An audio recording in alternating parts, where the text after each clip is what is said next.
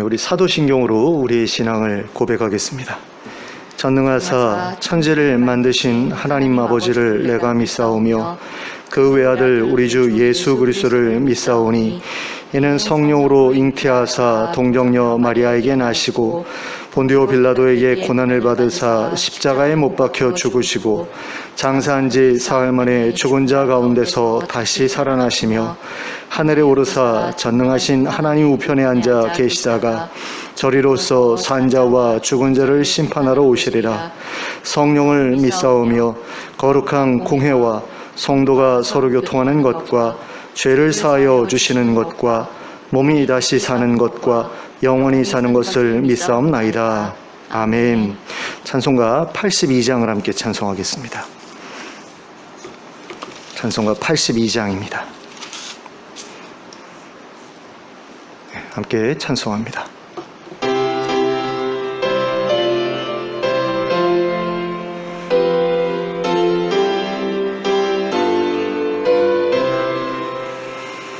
성부의 어린 양이 죄 지고 가시니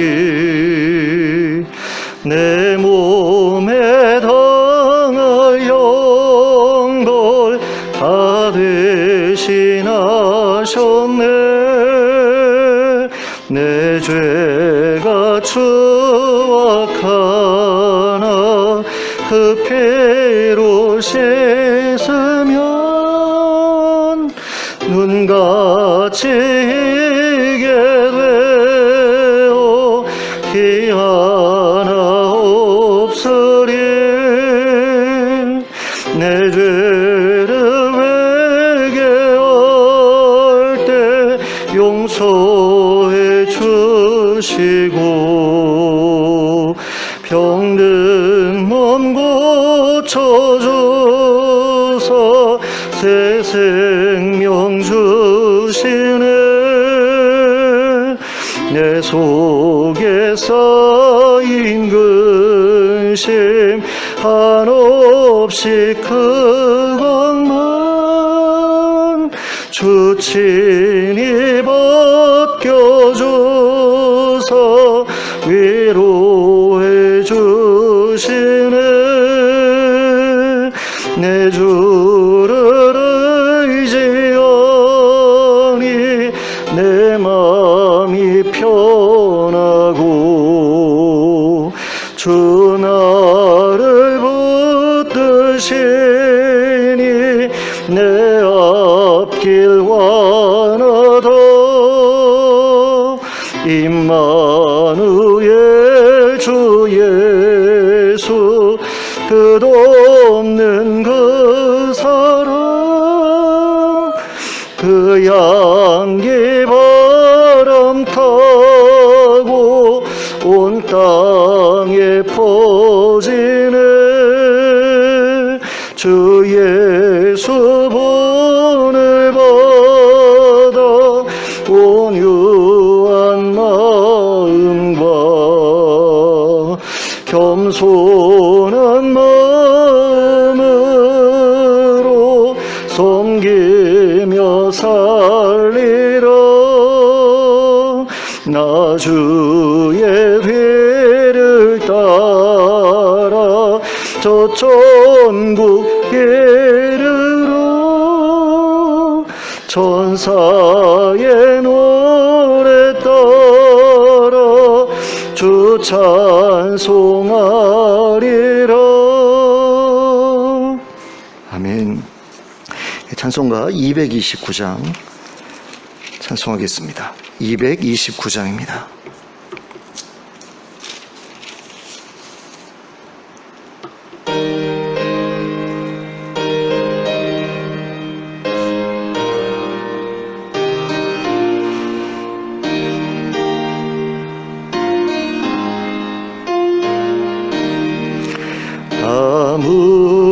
아무음도 없고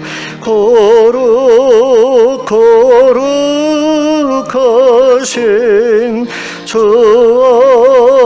하나님 어린 양이 죽임을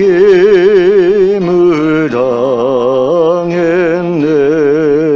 이는 날 위하여 십자가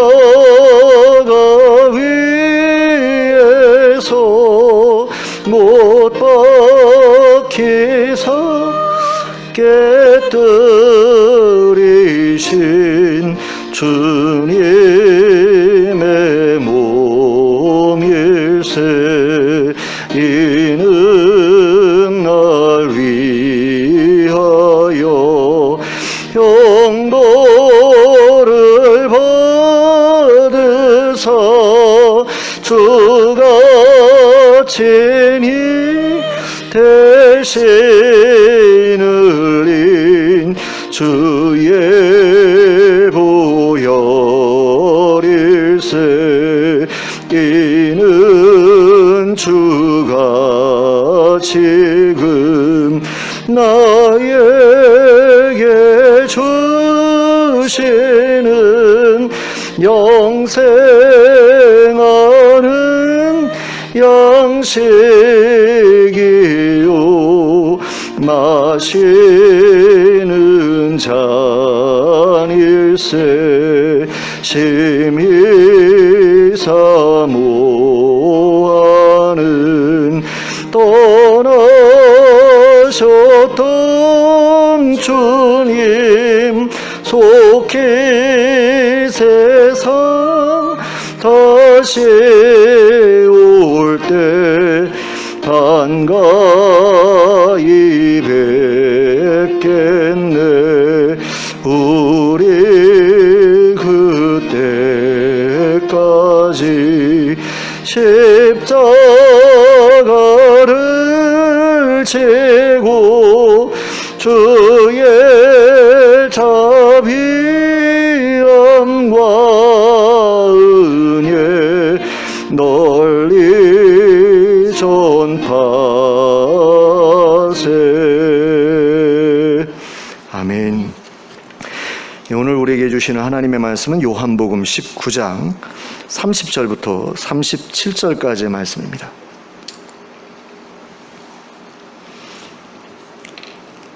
요한복음 19장 30절부터 37절까지를 합독하도록 하겠습니다. 함께 읽겠습니다. 예수께서 신 포도주를 받으신 후에 이르시되 다 이루었다 하시고 머리를 숙이니 영혼이 떠나가시니라. 이날은 준비일이라. 유대인들은 그 안식일이 큰 날이므로 그 안식일에 시체들을 십자가에 두지 아니하려 하여 빌라도에게 그들의 다리를 꺾어 시체를 치워달라 하니, 군인들이 가서 예수와 함께 못 박힌 첫째 사람과 또 그 다른 사람의 다리를 꺾고 예수께 이르러서는 이미 죽으신 것을 보고 다리를 꺾지 아니하고 그중 한 군인이 창으로 옆구리를 찌르니 곧 피와 물이 나오더라. 이를 본 자가 증언하였으니 그 증인이 참이라. 그가 자기의 말하는 것이 참인 줄 알고 너희로 믿게 하려 함이니라. 이 일이 일어난 것은 그 뼈가 하나도 꺾이지 아니하리라 한 성경을 응하게 하려 함이라. 또 다른 성경에 그들이 그 찌른 자를 보리라 하였느니라. 아멘. 오전 9시에 십자가에 매달리신 예수님께서는 오후 3시쯤 되었을 때 자신이 숨을 거둘 때가 되었음을 아셨습니다. 그러자 그분은 다 이루어졌다라는 말씀을 마지막으로 고개를 숙이셨습니다. 그리고 숨을 거두셨습니다. 그런데 본문 30절에서는 숨을 거두셨다는 표현 대신에 영혼이 떠나가셨다는 표현을 사용하고 있습니다.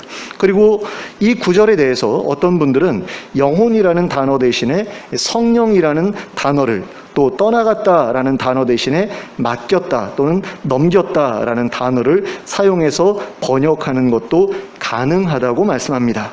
그러니까 중의적인 의미가 담겨 있는 표현이라는 것입니다. 영혼을 맡기셨다라고 번역하면 자신의 영혼을 하나님께 맡기셨다는 이야기가 됩니다. 그런데 성령을 넘겨주셨다라고 번역하게 되면 자신과 함께 계시던 성령을 제자들에게 넘겨주셨다라는 이야기가 됩니다. 그러므로 이 말씀은 예수님께서 자신이 세상을 떠나면 성령께서 제자들에게 임하실 것이라고 말씀하셨던 그 일의 성취에 대해서 말씀하신 것이라고 볼 수 있습니다. 예수님께서는 자신의 죽음을 통해 우리의 반역죄에 대한 대가를 대신 치르셨고, 또 거기에 더하여서 하나님의 아들에게만 허락되었던 성령님의 내주까지도 제자들에게 또 우리들에게 누리게 해주셨다라는 것입니다. 자, 그런데 예수님께서 이렇게 죽어가고 계시던 그때에 유대인들은 유월절 행사를 준비하기 위해서 십자가에 달려있는 사형수들의 죽음을 앞당겨 달라고 부탁하기 위해서 빌라도를 찾아가고 있었습니다. 31절을 보시면 이 날이 준비일이었다라고 말씀하고 있는 것을 볼 수 있습니다. 준비일이었다라고 하는 것은 그날이 유월절 행사를 준비하는 날이었다라는 것입니다. 그리고 유월절 첫날 하나님께서 명령하신 대로 유월절의 어린 양을 먹기 위해 어린 양을 죽여서 유월절 의식의 준비를 해야 하는 그런 날이었습니다. 예수님께서 십자가에서 돌아가신 시간이 바로 그 어린 양을 잡는 시간이었다라는 거죠. 그리고 이것은 매우 의미심장한 일이 아닐 수가 없습니다. 자, 이렇게 어린 양을 잡고 저녁이 되어서 이렇게 새로운 하루가 시작되면, 유대인들은 우리와는 다르게 저녁이 되면 이렇게 새날이 시작되지 않습니까? 그러니까 준비일에, 낮에 준비일에 어린 양을 잡고 저녁이 되어가지고 이제 날이 바뀌어서 유월절 첫날이 되면 그때 이제 잡았던 어린 양을 이제 먹게 되는 거죠. 근데 예수님께서 돌아가신 시간이 바로 그 유월절 의식에 사용되는 어린 양을 잡는 그런 시간과 같은 시간이었다라는 겁니다. 근데 뒤에 이어지는 내용을 보시면 그 안식일이 큰 날이었다, 이렇게 말씀하고 있는 것을 보게 됩니다. 왜 이 안식일이 큰 날이었느냐? 저도 이것에 대해서 잘 알지 못하고 있었는데요, 이번에 설교를 준비하면서 보았던 어떤 책에서 그 이유를 이렇게 말씀하고 있는 것을 보았습니다. 그러니까 원래 유월절이 시작되는 그 첫날은 아무 일도 하지 않고 성회로 모이게 되어 있는 그런 날이었다라는 거죠. 그러므로 그날은 당연히 안식일이라고 부를 만한 그런 날이었던 거죠. 아무 일도 하지 말고 성회로 모여야 되니까 그날은 제7일마다 돌아오는 그런 안식일은 아니지만 어쨌든 하나님께서 명령하신 안식일이었다라는 겁니다. 그런데 이렇게 하나님께서 명령하신 안식일과 7일마다 돌아오는 안식일이 서로 다른 달력에 의해서 이렇게 움직이고 있었다라는 거죠. 그래서 유월절은 음력으로 지켰고, 또 7일마다 돌아오는 안식일은 양력으로 지켰고, 이런 가운데 이 날이 겹쳐지는 그런 때가 있었다라는 겁니다. 그런데 하필이면 예수님께서 십자가에 달리셨던 그 해에 양력의 안식일, 7일마다 돌아오는 안식일과 또 음력인 유월절의 첫날인 안식일이 서로 겹쳤다라는 겁니다. 그래서 그 날을 큰 날이다, 이렇게 특별하게 언급했다라는 거죠. 그래서 굉장히 의미 깊은 날, 뭐가 이렇게 서로 겹친, 중요한 날이 서로 이렇게 겹친 아주 특별한 날, 이렇게 생각했기 때문에 그 날을 특별하게 지키기 위해서 이 유대인들이 이 일을 하려고 했다라는 겁니다. 그러니까 십자가에 매달린 죄수들을 빨리 죽여서 십자가에서 내리는 그 일을 하려고 했다라는 거죠. 그러면 그 이유는 무엇 때문이었느냐? 바로 신명기 21장 23절의 말씀 때문이었습니다. 하나님께서는 신명기 21장 23절의 말씀과 같이 이스라엘 백성들에게 그 시체를 나무 위에 밤새도록 두지 말고 그날에 장사하여 내 하나님 여호와께서 내게 기업으로 주시는 땅을 더럽히지 말라. 나무에 달린 자는 하나님께 저주를 받았음이니라. 자, 이 사람들이 예수님을 십자가에서 죽이려고 했던 이유가 무엇이냐? 십자가는 나무를 사용하는 그런 사형 방식 아닙니까? 나무 틀을 이용하잖아요. 나무에 매달아서 사람을 죽이지 않습니까? 그렇기 때문에 이 십자가에 매달려 죽은 사람은 하나님께 저주를 받은 사람이라는 거죠. 그래서 예수님이 만약에 이 십자가에 매달려서 죽게 되면 예수님은 하나님께 저주받은 사람이고 하나님께서 보내신 메시아가 아니다라는 그런 증거가 된다라는 겁니다. 그래서 이 사람들이 굳이 예수님을 십자가에 매달아서 죽이려고 했었다라는 겁니다. 그런데 문제는 뭐냐? 예수님을 십자가에 매달았는데 예수님께서 그 십자가에 매달린 채로 유월절이 시작이 돼버리면 유월절 중간에 예수님께서 돌아가시게 될 것 아닙니까? 유월절이 끝날 때까지 뭐 8일 동안 버텼다가 9일째 돌아가시거나 이러지는 않을 거 아니에요? 대부분 그날 돌아가시거나 아니면 그 다음날 돌아가시거나 이럴 텐데 중간에 돌아가시게 되면 시체가 된 상태에서 나무에 매달려 있는 그 일이 유월절 중간에 벌어지게 되는 거죠. 그렇게 되면 그 유월절이 더럽혀질 수밖에 없는 겁니다. 그래서 이 유대인들은 십자가에 달린 죄수들이 혹시라도 유월절이 시작된 이후에 십자가에서 죽는 일이 벌어질까봐 걱정이 됐던 겁니다. 기왕 죽을 것이면 유월절 시작 전에 죽었으면 좋겠다라고 생각을 한 거죠. 그래야지 빨리 그 시체를 나무에서 내려서 유월절이 시작되기 전에 하나님께 저주받은 사람들이 하나님께서 주신 땅을 더럽히지 않게 될 것이었기 때문입니다. 그러니까 이제 조금 있으면 6월절이 시작돼요. 예수님께서 돌아가셨던 그 시간이 오후 3시쯤 된단 말입니다. 그럼 오후 3시쯤 예수님 돌아가시고 다른 제수들 아직 살아있는데 이제 3시간 정도 흐르면 그러면 오후 6시 정도가 되잖아요. 또는 오후 7시 정도가 되면 이제 해가 지기 시작한다. 그러면 이제 하루가 바뀐단 말입니다. 그럼 6월절이 시작이 되는 거예요. 그런데 이 사람들이 그 6월절이 시작된 다음에 십자가에서 죽는다? 시체가 되어서 저녁 때까지 이렇게 매달려 있는다? 이렇게 되면 이거는 6월절 의식에 굉장히 큰 오점을 남기는 그런 일이 된다는 거죠. 그리고 그 시체가 하나님께서 주신 땅을 더럽히게 될 수 있다. 자기네들이 살고 있는 그 예루살렘을 더럽히게 될 수 있다. 이건 그들에게 큰 문제가 아닐 수가 없었기 때문에 이 문제를 해결하기 위해서 빌라도를 찾아갔던 겁니다. 그래서 그 사형수들의 다리를 꺾어서 시체를 치워달라 이렇게 부탁을 하거든요. 그러니까 예수님께서는 이미 돌아가신 상태였지만 남은 두 사람은 살아있었단 말입니다. 그런데 그 사람들의 다리를 꺾어서 그 방법까지도 이야기를 하죠. 그러니까 이 사람들은 알고 있었던 거예요. 로마 사람들이 사형집행을 좀 앞당기기 위해서 어떤 방식으로 사형수들의 숨을 일찍 끊어놓았는지를 이제 알았던 거죠. 그래서 가서 그걸 부탁을 합니다. 빨리 죽여주세요 라고 부탁을 한 거죠. 굉장히 잔인한 그런 말인데요. 6월절을 거룩하게 지키겠다고 타인의 목숨을 앞당기려고 하는 그런 모습을 우리가 여기서 보게 되지 않습니까? 그런데 이런 모습들이 자기의 종교 때문에 다른 사람들의 그 생명을 가볍게 취급하는 어떤 그런 근본주의적인 그런 이슬람이든 아니면 개신교든 간에 근본주의적인 성향을 가진 종교인들이 보여주는 모습이 바로 이런 모습이 아닌가라는 그런 생각이 듭니다. 그러니까 굉장히 좀 보기 싫은, 보기 안 좋은 그런 모습이죠. 그런데 빌라도는 그들의 요청을 받아들입니다. 어떤 면에서는 빨리 숨을 끊어주는 것이 오히려 사형수들의 고통을 덜어주는 일이었기 때문이라고 그렇게 볼 수 있는 거죠. 빌라도의 입장에서는 내가 그들의 숨을 일찍 끊어주면 오히려 이것이 그들에게 자비를 베푸는 일이다 이렇게 생각했을지도 모르겠습니다. 어쩌면 예수님께서 더 오랫동안 고통받는 거에 대해서 자신이 좀 불편한 마음이 있었기 때문에 그렇게 하도록 했는지도 모르겠어요.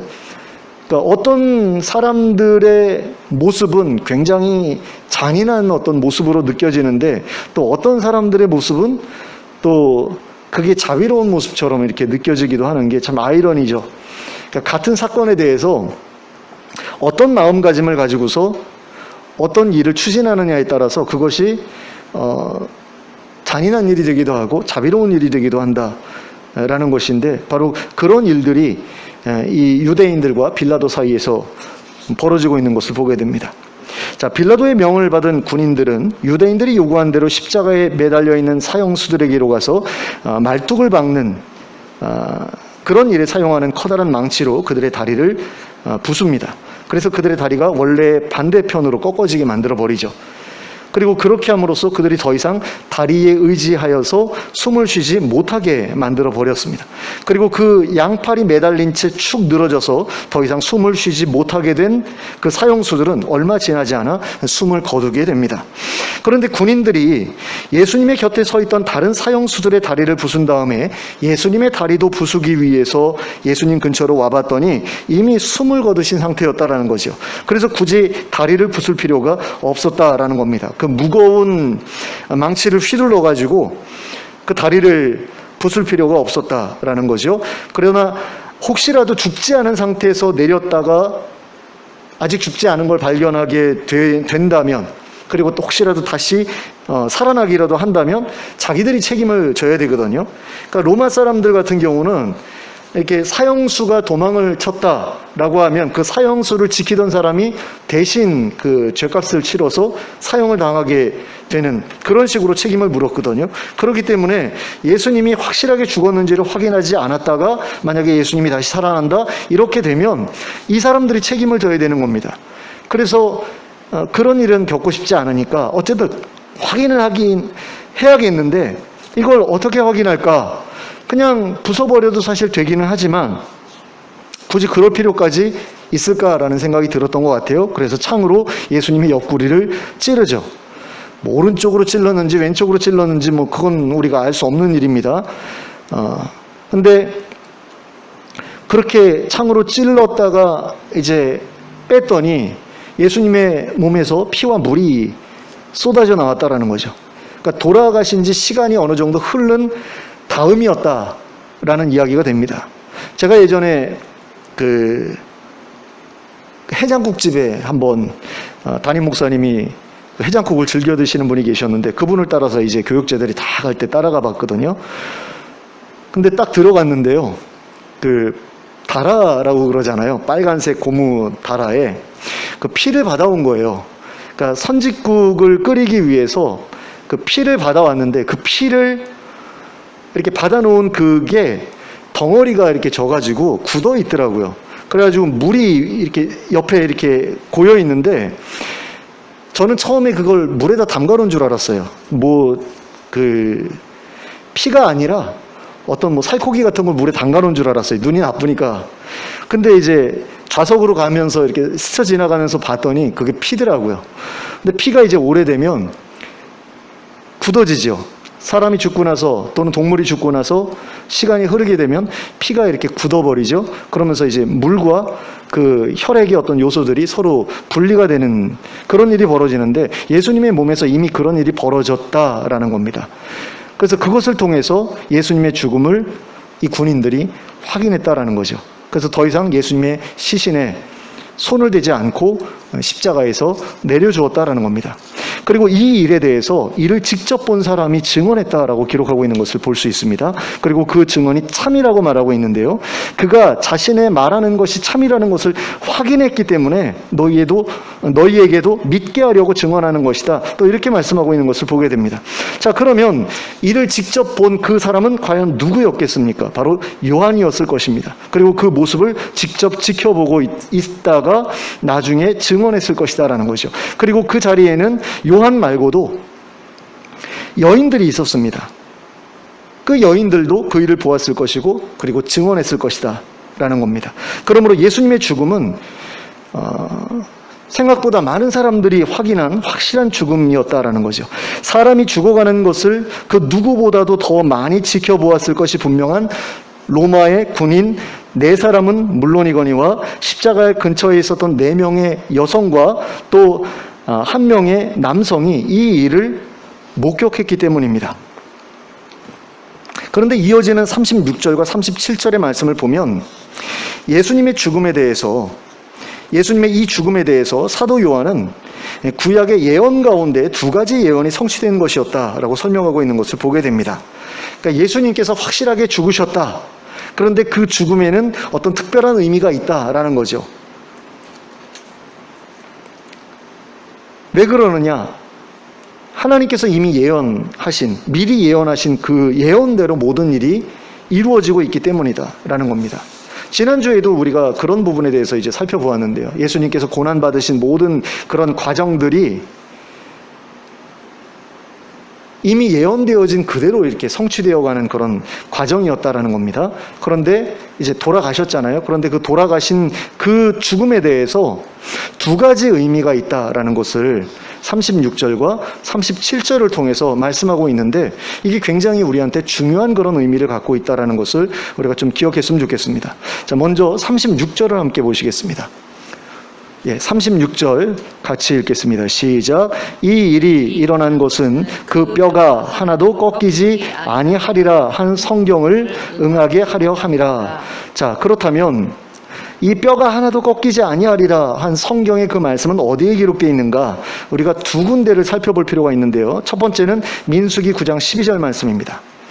민수기 9장 12절 같이 읽겠습니다. 시작. 아침까지 그것을 조금도 남겨두지 말며 그 뼈를 하나도 꺾지 말아서 유월절 모든 율례대로 지킬 것이니라. 자, 유월절 어린 양을 잡아 먹을 때에는 그 뼈를 하나도 꺾지 말아야 된다라는 거죠. 우리가 뭐 치킨을 시켜 먹거나 족발을 시켜 먹거나 할 때 어떤 경우에는 그 뼈를 씹기도 하고 뭐 꺾기도 하고 뭐 그런 식으로 이제 뼈에 손상이 가게 되는 그런 일들이 벌어지기도 하는데, 어린 양을 잡아먹을 때는 그런 일이 벌어지게 해서는 안 된다라는 거죠. 그러니까 살만 잘 발라먹고 뼈는 건드리지 말아라 라는 겁니다. 근데 그렇게 말씀하셔야 될 이유가 없어요. 그렇지 않습니까? 지금 이집트에서 탈출하려고 그래요. 그래서 준비를 하고 있는데 그런 가운데 양을 잡아먹습니다. 그런데 양 잡아먹을 때 뭐 구워 먹으면 어떻고 삶아 먹으면 어떻고 어떻습니까? 그런데 거기 보면 이제 제가 기억하기로는 삶아 먹는 걸로 기억하는데, 그 먹으면서 뼈를 하나도 꺾지 말라고 하세요. 그런데 뼈를 꺾고 안 꺾고가 왜 중요한가? 의미가 없어요. 그 당시로서는 아무 의미가 없는 그런 명령입니다. 그런데 예수님에게로 오면 그게 의미가 있는 거죠. 예수님의 죽음이 뼈가 꺾이지 않는 그런 죽음이기 때문에 예수님의 죽음이 바로 유월절 어린 양의 죽음과 같은 죽음이다라는 것을 알려주시기 위해서는 그 수천 년 전에 먼저 그 명령을 주시지 않으면 안 됐다라는 겁니다. 굉장히 놀라운 일이 아닐 수가 없는 거죠. 그것도 유대인들이 유월절을 준비하기 위해서 어린 양을 잡기 시작할 그 즈음 되었을 때 예수님께서 돌아가셨다라는 것을 생각해 보면 이렇게 기가 막힌 일치가 없는 거죠. 또 우리가 한 구절 살펴볼 곳은 시편 34편 19절과 20절 말씀입니다.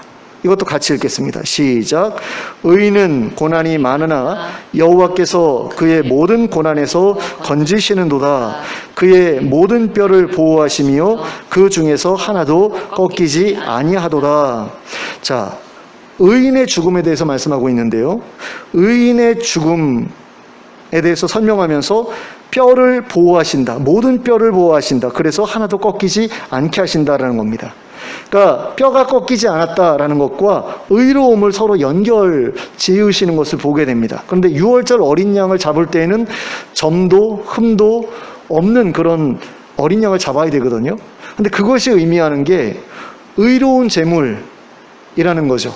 그래서 예수님께서 뼈가 꺾이지 않으셨다라는 것은 예수님께서 의로우신 분이라는 그런 증거가 되고, 그 의로우신 분께서 흠없는 어린 양이 되어서 유월절 어린 양이 되어서 돌아가셨다라는 겁니다. 그래서 의인으로서 무고하게 죽임을 당하신 예수님의 죽으심에 대한 언급, 예언이라고 이제 볼 수 있다라는 거죠. 그래서 예수님의 죽음은 흠도 티도 없는 유월절 어린 양의 죽음과 같은 의미를 지닌 죽음이라는 것이고, 결국 그의 피를 문설주에 바른 사람들마다 죽음의 저주에서 벗어나게 된다. 이런 의미가 그 죽음에 담겨 있다는 겁니다. 그리고 다음으로 37절을 함께 보시겠습니다. 같이 읽습니다. 시작. 또 다른 성경에 그들이 그 찌른 자를 보리라 하였느니라. 자, 성경에 그들이 그 찌른 자를 볼 것이다. 어디에 예언되어 있느냐? 스가랴서 12장 10절에 기록되어 있습니다. 같이 읽겠습니다. 시작. 내가 다윗의 집과 예루살렘 주민에게 은총과 간구하는 심령을 부어주리니 그들이 그 찌른 주신 바 그를 바라보고 그를 위하여 애통하기를 독자를 위하여 애통하듯 하며 그를 위하여 통곡하기를 장자를 위하여 통곡하듯 하리로다. 자, 그러면 여기에서 찔린 자는 과연 누구입니까? 바로 이스라엘의 목자입니다. 하나님께서 이스라엘의 목자로 보내신 그 사람을 예루살렘 주민들이 찔러 죽일 것이라고 말씀하신 겁니다. 그러니까 메시아의 죽음이 여기에 예언이 되어 있는 거죠. 내가 이스라엘의 목자를 보낼 거야. 너희를 다스리라고 내가 왕을 보낼 거야. 그런데 너희들이 죽일 거야. 찔러 죽일 거야. 라고 말씀을 하셨다라는 거죠. 그러면 그런 일이 벌어졌을 때 하나님께서 어떻게 하셔야 됩니까? 그 목자를 찌른 사람들을 멸해야 되는 것 아니에요? 그런데 하나님께서 뭐라고 말씀을 하시냐면 내가 그들에게 은총과 간구하는 심령을 부어주겠다라고 말씀을 하십니다. 그러니까 하나님께서 보내신 왕을 죽였는데 이건 반역 아니에요? 반역을 저질렀는데 옛날에는 아담이 반역을 저질러서 에덴 동산에서 쫓겨났는데 이번에는 하나님께서 봐주신대요. 그리고 은총과 간구하는 심령을 주시겠대요. 근데 그 이유가 뭐냐라고 했을 때 그렇게 되었을 때 그 사람들이 그 목자, 자기들이 찌른 그 목자를 바라보고 그를 위하여 애통하고 통곡하게 될 것이다라는 거죠. 그러니까 회개하게 될 것이다라는 겁니다. 그렇기 때문에 당신이 보낸 목자를 찔러 죽였는데도 봐주시겠다라는 거죠. 이처럼 사도 요한은 예수님께서 자기 백성들을 죽음으로부터 보호하기 위해서 자신의 생명을 내어준 6월절 어린 양이다. 이렇게 소개하고 있고요. 또한 예수님께서 바로 하나님이 보내신 이스라엘의 목자다. 그리고 예루살렘 주민들에 의해서 죽임을 당하게 될 바로 그 목자다. 이렇게 소개하고 있는 것을 보게 됩니다. 그리고 그 찌른 것을 회개하는 자들은 하나님께 은총을 받은 자요 간구하는 심령을 받은 자다. 이렇게 말씀하고 있는 것을 보게 됩니다. 그러니까 이 말씀을 돌려서 이렇게 우리가 생각하면 오직 하나님께 은총을 받은 사람만이, 오직 하나님께 간구하는 심령을 받은 사람만이 예수 그리스도의 죽음에 대한 자신의 책임을 깨닫고 회개하게 된다. 이런 말씀이라고 할 수 있습니다. 그러니까 하나님께 반역한 우리 인류의 죄가 아니었다라고 한다면 예수님께서 돌아가실 이유가 없으셨다라는 거죠. 예수님께서 돌아가시지 않았으면 그 죄의 문제가 해결이 될 수가 없고 그러면 하나님과 우리와의 관계는 계속해서 끊어져 있는 상태에 있을 수밖에 없고 그러면 우리는 하나님의 저주 가운데 망해갈 수밖에 없기 때문에 예수님께서 우리를 대신해서 우리의 죄값을 치러주셨다라는 거죠. 그리고 그 결과 우리가 죽음의 저주에서 벗어날 수 있게 되었다라는 겁니다. 어린 양의 피로 인해서 온 이집트의 장자들이 죽어나갈 때 이스라엘의 장자들이 살아남았던 것처럼 예수 그리스도의 죽음을 통해서 그 피 흘림을 통해서 우리가 그 죽음의 저주에서 벗어날 수 있게 되었다라는 겁니다. 그리고 그 결과 다시금 하나님의 백성이 될 수 있게 되었다라는 거죠. 그 결과로 우리가 부활하신 이스라엘의 목자가 다스리는 새로운 나라에서 살아갈 수 있게 되었다라는 겁니다. 그러므로 하나님께서 베풀어 주신 이 놀라운 은혜와 우리를 위해서 희생하신 예수님의 그 고귀한 죽음을 기억하면서 다시는 하나님을 떠나 반역하는 자로 살아가지 않겠다고 다짐하는 또 결심하는 우리가 될 수 있길 바랍니다. 그리고 점도 흠도 없이 사셨던 그 의로우신 6월절 어린 양 예수님의 뒤를 쫓아서 거룩하고 의로운 하나님의 백성으로 살아가고자 부단히 노력하며 살아가는 저와 여러분이 될 수 있기를 예수 그리스도의 이름으로 축원합니다. 아멘. 기도하겠습니다. 사랑과 은혜가 풍성하신 하나님 아버지, 예수님을 우리에게 보내주신 그 은혜를 참으로 감사드립니다. 아멘. 예수님이 아니었으면 우리 인류는 하나님과 나뉘어진 상태에서 하나님의 진노 가운데에서 하나님의 저주를 받아 멸망할 수밖에 없었을 것입니다. 그런데 하나님께서 우리에게 그 놀라운 일들을 우리를 위해서 허락하신 그 은혜가 얼마나 큰지 모르겠습니다.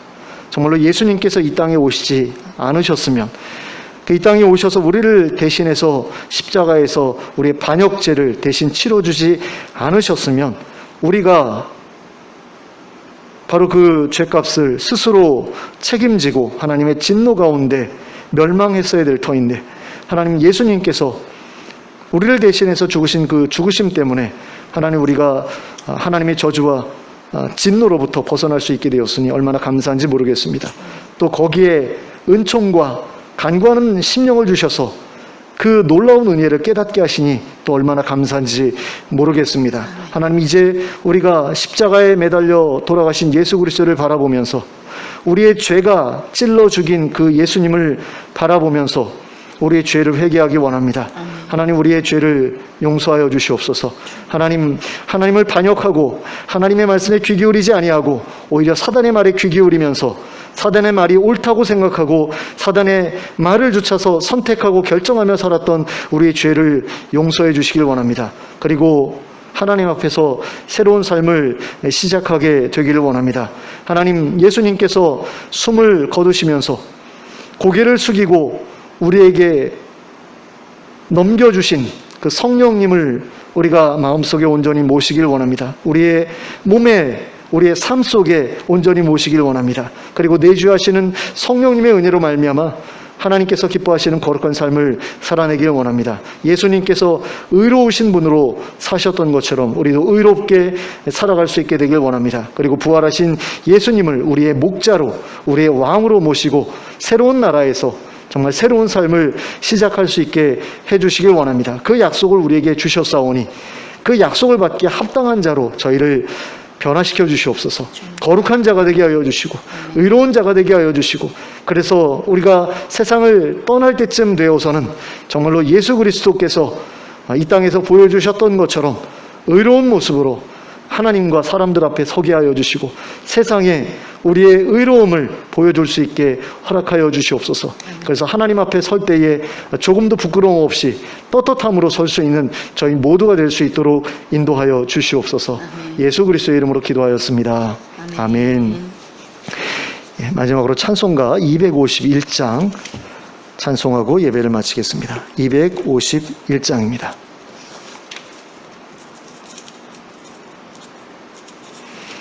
251장 함께 찬송합니다.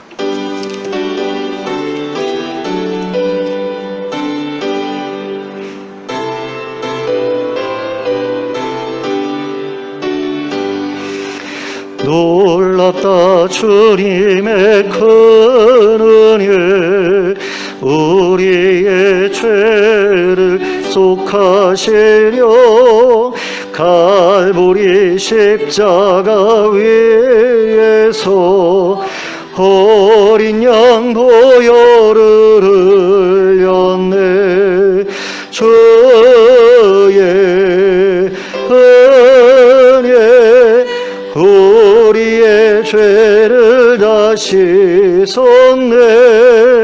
주의 은혜 우리의 죄를 다 씻었네. 죄악은 성난 파도같이 우리 영혼을 위협하나 헤아릴 수 없는 은혜 십자가에서 보이셨네.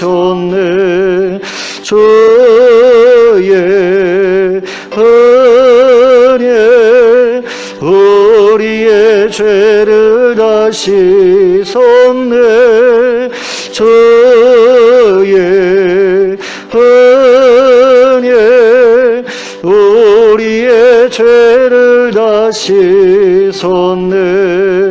죄악에 물든 영혼들을 주께서 피로 씻으시네.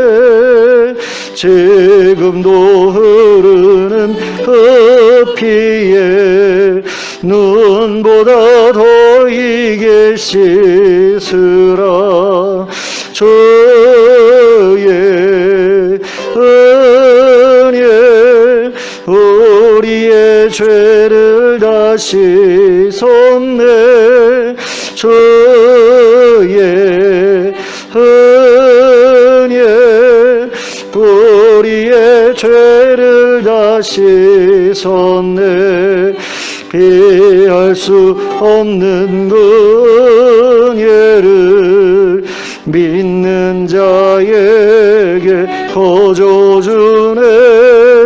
형제여 주 앞에 나와서 더 지체 말고 곧 받으라. 주의 은혜 우리의 죄를 다 씻었네.